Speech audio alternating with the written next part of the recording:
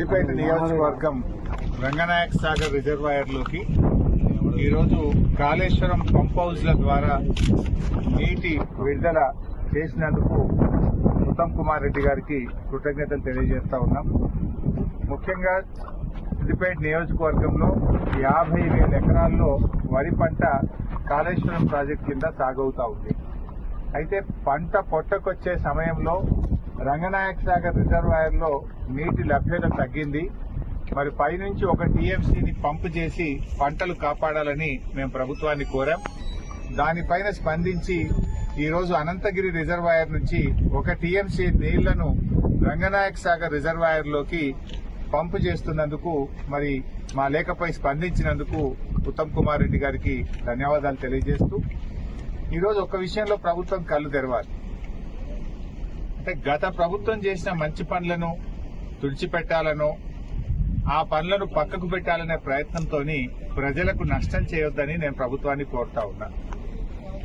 ఈరోజు SRSP stage 2 కింద అటు తుంగతుర్తి గాని, సూర్యాపేట గాని, కోదాడ గాని, అదేవిధంగా ఎస్ఆర్ఎస్పీ ప్రాజెక్టులో భాగంగా భూపాలపల్లిలో గాని చాలా చోట్ల పంటలు ఎండిపోతా ఉన్నాయి. గతంలో కాళేశ్వరం ద్వారా నీళ్లు విడుదల చేసి ఎస్ఆర్ఎస్పీ నీళ్లు తగ్గినా కూడా 1 ఎకరా కూడా ఎండకుండా బీఆర్ఎస్ ప్రభుత్వంలో 2 పంటలకు కూడా నీళ్లు ఇచ్చాం. ఇలా కాళేశ్వరం ప్రాజెక్ట్ అంటే 3 బ్యారేజీలు, 15 రిజర్వాయర్లు, 19 సబ్స్టేషన్లు, 20 కిలోమీటర్ గ్రావిటీ కెనాలు, 98 కిలోమీటర్ల ప్రెషర్ మెయిన్ పైప్ లైను, 530 మీటర్ల ఎత్తు లిఫ్టు, 141 టీఎంసీల రిజర్వాయర్ల సామర్థ్యం అంతా కాళేశ్వరం. వీటన్నిటి సమాహారం కాళేశ్వరం ప్రాజెక్టు.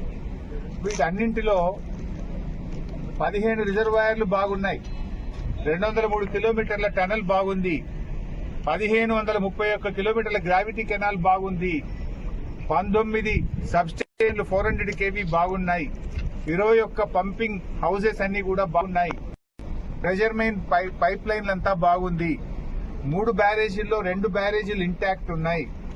ఆ ఒక్క మేడిగడ్డ బ్యారేజీలో 7 బ్లాకులు ఉంటాయి.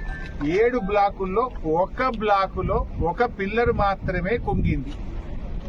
దీనికి మొత్తం కాళేశ్వరం కొట్టుకుపోయిందని, మునిగిపోయిందని గోరంతలు కొండంతలు చేసి దుష్ప్రచారం చేసి బీఆర్ఎస్ మీద బురద జల్లి రాజకీయంగా లబ్ధి పొందినారు. సరే, అధికారంలోకి వచ్చింది. కనీసం మీకు ఇంకా బీఆర్ఎస్ మీద బురద జల్లాలని ఆ కుంగిన పిల్లర్ను మరమ్మతు చేయకుండా మీ ప్రభుత్వం వచ్చి 15 నెలలు, ఈ 15 నెలల సమయం సరిపోదా?